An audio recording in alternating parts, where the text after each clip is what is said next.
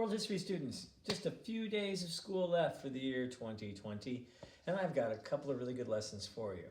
The last time we were together, we talked about nationalism, the time in Europe after Napoleon's demise and all these countries were getting formed, and something else happens around this time in history. There were some really great inventors that came onto the scene.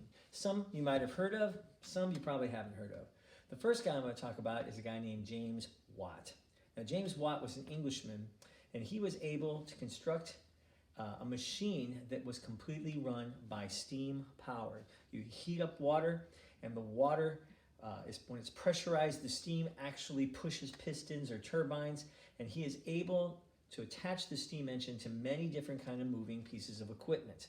So you don't have to have factories by water sources like a river that moves a water wheel and stuff. Now you can basically build a factory wherever you want. The second man from England was a guy named James Hargreave. Now Hargreave was able to kind of improve on an old invention. There was an old invention called the loom, where you would just take fabric and put it together and make cloth. Well, he invented something called the spinning jenny, which is able to make cloth at a higher rate. Another Englishman was a guy named George Stephenson. Now Stephenson was from England, and he took James Watt's steam engine and was able to attach it to a moving device, and he invented the locomotive, what we call the choo-choo train. And he was able to come up with a way of making this thing move, but he had to have tracks, so he laid tracks. The first one was from Manchester to Birmingham in England, not too far apart, but he was able to make this machine rotate wheels and move at a really good rate of speed. Now, stopping the machine was a little bit trickier to do. There were a lot of really bad accidents in the early days of the locomotive, but he was successful in making that. Another guy who took Watt's steam engine and make it into something of motion was an American. His name was Robert Fulton, and he was able to make a piston that turned a wheel, and he invented the steamboat, this paddle boat that would turn, the wheel would turn and move the ship and put it into motion. Another big invention. Another American was a guy named Cyrus McCormick. McCormick lived near modern-day Chicago in a place called Moline, Illinois, and he came up with a way of using motion to chop down crops. He came up with the first successful harvesting reaper. And his company that he established in Moline would eventually become a huge corporation that still exists today called John Deere Tractors. Another great American that we probably have heard of before, or you probably have, is a guy named Eli Whitney. And Whitney came up with a device called the cotton gin. Cotton was a big crop in this new American nation that we have, the United States. And the cotton was picked by hand, and inside each cotton ball was a bunch of little black seeds. And the slave labor that they had back then used to have to take hours to pick all these seeds out. Well, the cotton gin, you would just throw it in, and it would weave those seeds out of the cotton. Now, Whitney also came up with another great idea, something called the assembly line, where certain pieces were made ahead of time, and you would put them in progression, and then certain people would stand on the assembly line, and the product would come down, and you would attach your piece and send it to the next person. He would attach his piece and send it to the next person. He came up with that idea a really long time ago, too.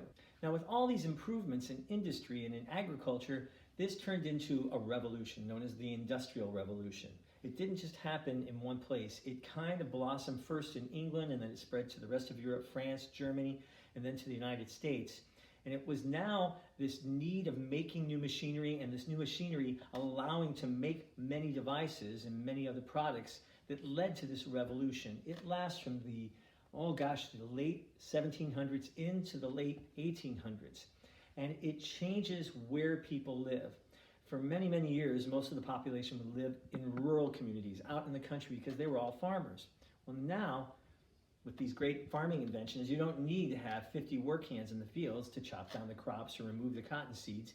So there were a lot of people who were moving out of the country to the city, to urban areas, to get jobs. And there were jobs. There were these big factories going up all over the big cities because these new machines, these new inventions were creating new products.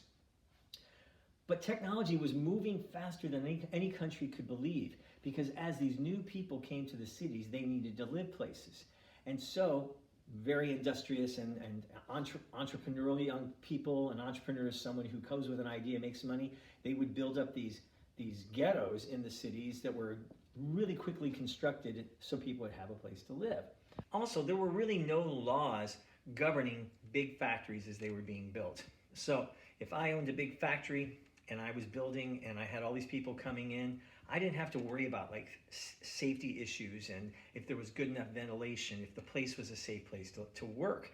And I could choose what I wanted to pay these people. I could pay them a couple of pennies a day, a couple of pennies an hour, because there were no laws put into place. Industry was just moving faster than government could help out. And if I made a lot of money, I would spend it to build more onto my factory and get more people in. Now, as people moved to the cities and they weren't getting paid much, it wasn't just the men who were getting the jobs in the factories, the women would too. And the children would also. And like I said, there weren't safe working conditions.